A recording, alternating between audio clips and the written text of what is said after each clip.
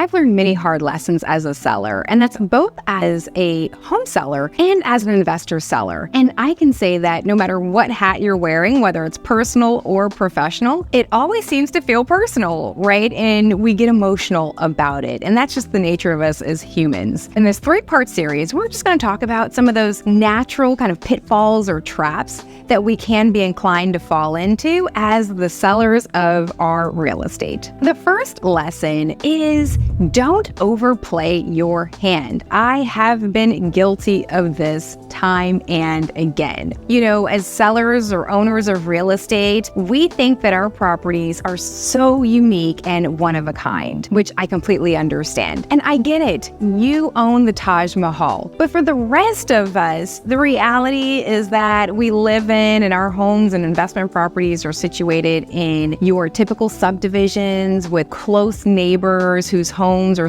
built in a similar time period, built of a similar style, and largely reflect a singular architectural style characteristic of that neighborhood. And those homes are just going to reflect differences in maybe their overall condition, quality, and mostly the recency of their last update. And that's going to come into factor related to the values. The great thing is that the appraiser is going to look at your home against all that neighborhood selling activity, and they're going to make adjustments for the things that you've done perhaps more than your neighbors. So if you've put in those upgrades and maybe paid attention to those details more than your neighbors have, that will be reflected in their valuation. Now, the word of caution here is if you've overimproved your home, that won't count against you, but you won't necessarily see value from it either. So if you have created the Taj Mahal in a run-of-the-mill subdivision where every other home reflects more modest accommodations,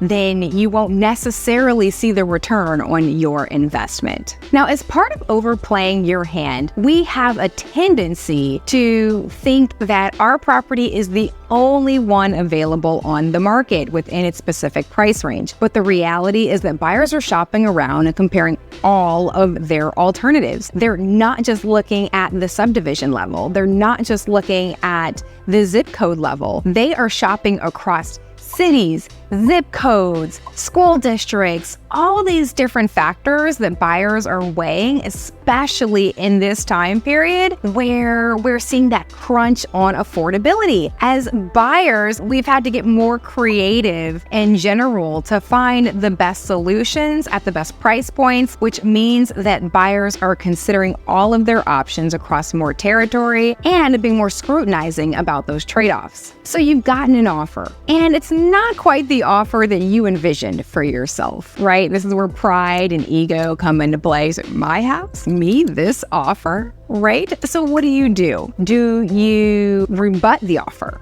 Do you counter the offer? Do you accept the offer? Those are the questions. Now, the reality is that, you are better off countering that offer. There is no one that says that you have to accept any offer on its face value. So let's be realistic. Let's evaluate the comparables and let's look at those homes compared to your home. Are they truly similar? Don't theirs look a little bit better? Are they a little newer? Or are they worse off? This is where you've got to work with your representative to think more objectively about the quality and condition of your home against the other alternatives in the market that buyers would be considering at those same price points. But also take the time to think about whether or not your expectations are realistic. And at the very least, put yourself in the buyer's shoes. Now, if you are selling and then going to be buying a home, it's easy to do because you get to think like the buyer that you are. But if you're not,